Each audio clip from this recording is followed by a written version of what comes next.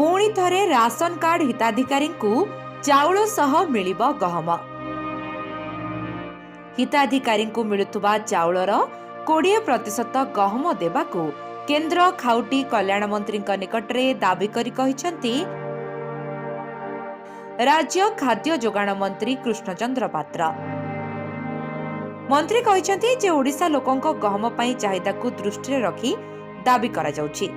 तबे पूर्वरु ration card हिताधिकारी मिलुथुबा गहम को बंद करी अधिक चाउल देबाकू केंद्र को दाबी करी गहम जोगाण को बंद कर देइतिले पूर्व सरकार।